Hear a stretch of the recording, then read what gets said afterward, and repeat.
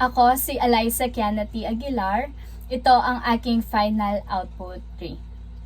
Batay sa aking napanood patungkol sa relasyon ni Jose Rizal at ni Leonor Rivera, ang dapat na sisihin sa nangyari sa kanilang naudlot na pag-iibigan ay ang ina ni Leonor Rivera dahil napakalaki ng papel ng kanyang ina sa pagkasira ng kanilang relasyon.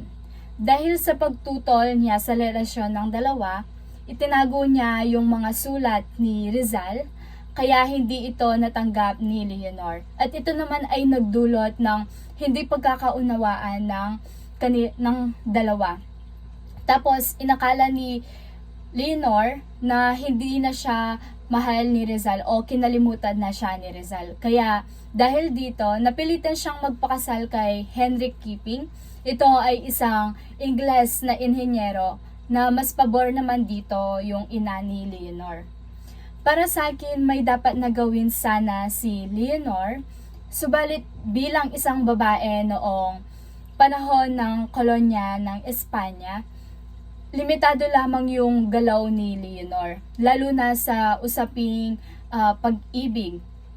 Napakahirap ng kanyang kalagayan noong panahon na yon, lalo na napakalaki ng impluwensya ng kanyang ina sa naging galaw ni Leonor nung mga panahong yon. Bagaman maaring magkaroon man siya ng pagkakataon na ipaglaban yung love story nila ni Rizal, subalit yung mga hadlang sa kanyang mga paligid napakalaki at napakahirap.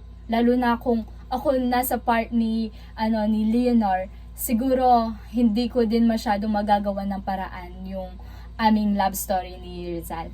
Para naman sa akin, may ginawa si Rizal para sana hindi maudlot yung pag-iibigan nila ni Leonor. Dahil nakita naman o nakinig na napakinggan ko dun sa video na kahit napaka-busy ni Rizal sa kanyang layunin para sa bansa at kahit nasa iba't iba man siyang bansa palagi, hindi siya napagod na magpadala ng sulat kay Leonor para maipakita niya na namahal niya si Leonor. Subalit kasi yung distansya syempre, tsaka yung komunikasyon, parang nawala noon. Kaya napakalaking hadlang talaga nito. Siguro kung mas pinili ni Rizal na magkaroon ng direktang plano, tsaka mas pinilit niya yung pagkikipagkomunikasyon kay Leonor, siguro hindi mauudlot yung pag-iibigan nila.